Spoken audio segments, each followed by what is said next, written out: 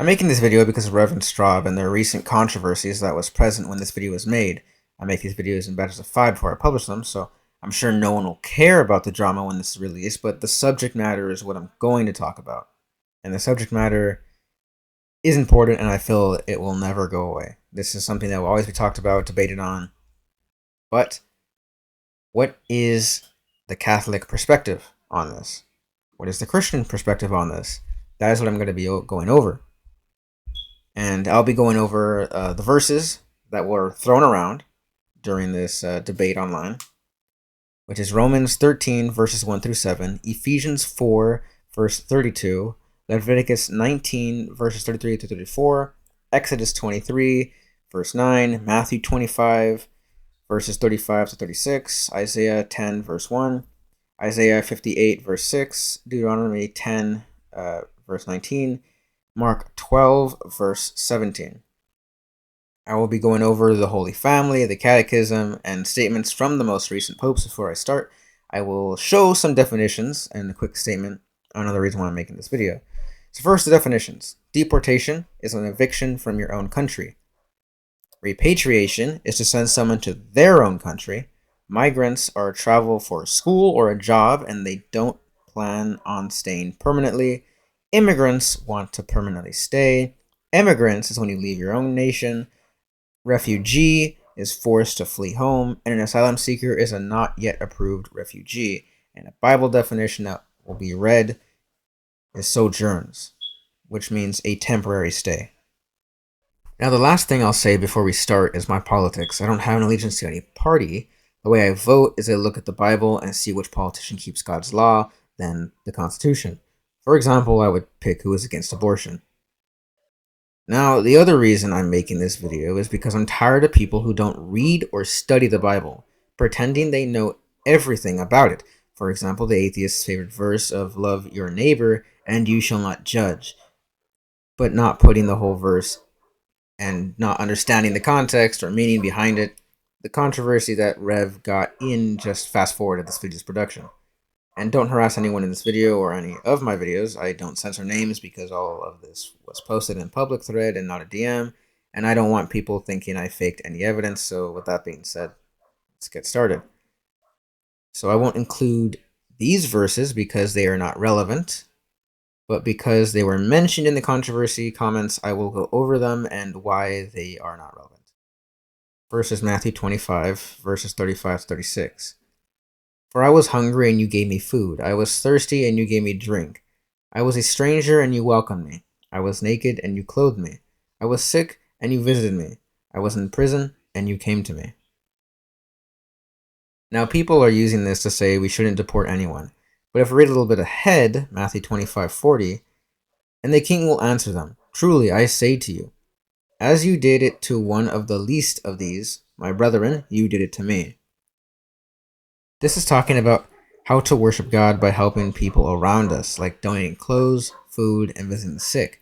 This is what we should be doing if we are able to do so. This is not saying to let anyone into your home or nation just because. The closest relation to the topic is to help them become a citizen. And there are religious groups that do this. They help refugees all the time. And I'm pretty sure there's both religious and non-religious groups that you can join to help out the people. Next is Isaiah 10, verse 1. Woe to those who decree iniquitous decrees and the writers who keep writing oppression. This is not relevant to the topic. If you continue to read this chapter, it's talking about oppressive lawmakers and governments that take away people's God-given right to own property, have money, and most importantly, the right to worship God. And lastly, Isaiah 58:6. Is not this the fast that I chose to loose the bonds of wickedness, to undo the thongs of the yoke, to let the oppressed go free, and to break every yoke? This is not relevant to our topic. Isaiah 58 is talking about how to do a true fast. Now we move on to the verses from the Old Testament. Exodus 23:9. You shall not oppress a stranger. You know the heart of a stranger, for you were strangers in the land of Egypt. We learn that don't do foreigners wrong because of who they are. Leviticus 19, verses 33 to 34. When a stranger sojourns with you in your land, you shall not do him wrong. The stranger who sojourns with you as the native among you, and shall love him as yourself. For you were strangers in the land of Egypt. I am the Lord your God. Now, this doesn't mean illegal immigration is right. If we look at Leviticus 24:22, you shall have one law for the sojourn and for the native, for I am the Lord your God. Which means if someone wants to live in your nation, they must follow the laws of the land, the laws for all the nation. Deuteronomy 10:19. Love the sojourn, therefore, for you were sojourners in the land of Egypt. From all three verses we get, follow the laws of the nation that you're in, and respect people, and do them no wrong. Now the New Testament. Romans 13, verse 1 through 7. Let every person be subject to the governing authorities, for there is no authority except from God. And those that exist have been instituted by God. Therefore, he who resists the authorities resists what God has appointed, and those who resist will incur judgment. For rulers are not a terror to good conduct, but to bad. Would you have no fear of him who is in authority? Then do what is good, and you will receive his approval. For he is God's servant for your good.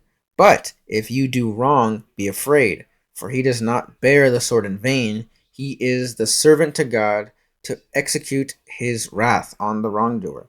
Therefore, one must be subject not only to avoid God's wrath, but also for the sake of conscience. For the same reason, you also pay taxes, for the authorities are ministers of God, attending to this very thing. Pay all of them their dues, taxes to whom taxes are due, revenue to whom revenue is due, respect to whom respect is due, honor to whom honor is due. Every person in power is there to keep order, so we must respect and honor them. And we must remember that all positions of power or opportunities given to us are thanks to God. And it could be a gift or a trial to test our spirit and to learn from. Ephesians 4:32. And be kind to one another, tender-hearted, forgiving one another, as God in Christ forgave you. Here we learn to treat people with respect and be forgiving when people do us wrong. This doesn't mean to let people walk all over you, but it calls for us to be a better man. Mark 12:17. Words from God himself. Jesus said to them, render to Caesar the things that are Caesar's, and to God the things that are God's. And they were amazed. Which means you must follow the laws of the nation, as well as the laws of God, which are the Ten Commandments. Now, many people on the internet, as well as people in my life, have stated that Mary and Joseph are illegal immigrants, which is not true. None of them had a crime record of any kind. Mary had to stay sinless because she is the new Ark of the Covenant. Sin cannot touch her, so she must stay sinless and follow God's law and the laws of the nation she was in. And many people say that, oh, well, when they escaped because of the threat of Jesus being killed, well, both Bethlehem and Egypt were owned by Rome at the time, so in today's travel terms, would be traveling from California to Nevada. Now we move on to the Catechism. 2241, page 541.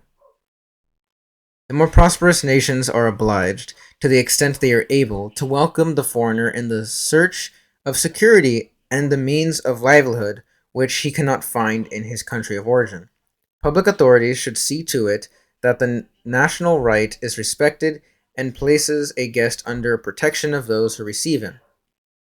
Political authorities, for the sake of the common good for which they are responsible, may make the exercise of the right to immigrate subject to various judicial conditions, especially with regard to the immigrants' duties towards their country of adoption.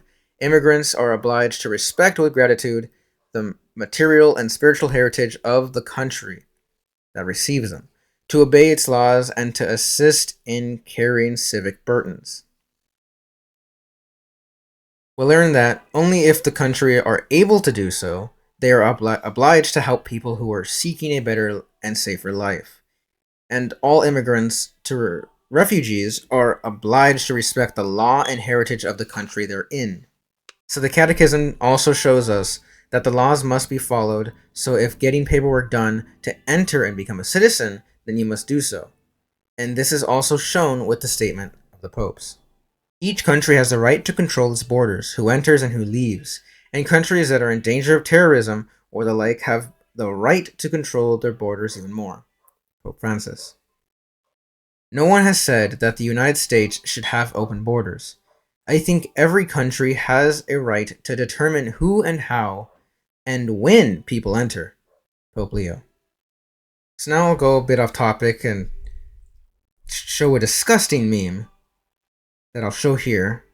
It just sickens me that someone made this. But it's a meme the left has made. Now it portrays someone on the right saying he should have obeyed the law and pointing at Jesus on the cross. But that's the point. He did obey the law. The people who made this miss everything. Jesus followed the law and still got sentenced to death. That's why Pilate washed his hands. We must remember the order of love. It's God, family, the nation, people inside the nation, and people outside the nation. Just because the people outside the nation are on the end of the list doesn't mean we love them any less. But how could we help our family if we don't serve God? How can we help our nation if our family is in disorder? How can we help the people inside the nation if the nation is in disorder? And how can we help the people outside if both the people and the nation is in disorder? We must respect them as ourselves, but it doesn't mean give them the benefits of a citizen. We must also remember that the legal process and national borders are for protecting both citizens and immigrants because of bad people that want to harm citizens. And there are people that use illegal immigrants by paying them less, hanging deportation over their heads, and our human traffickers get to them first. And people must assimilate to the laws and culture of the nation that is taking them in or about to. Now, the question you might have are why must they assimilate? Well, if foreigners don't assimilate when they're visiting or moving in, then they don't follow the laws or respect the culture and the people of the nation. A good modern example right now is France. The immigrants that came in don't respect the people or the culture and are actively destroying it. An ancient example is Rome. The last two things I'll leave you with is this. Heaven has a gate, and you must assimilate to God's word and know his Son to be let in. And if God hates the same people as you do, then pride is your God, not the true living God.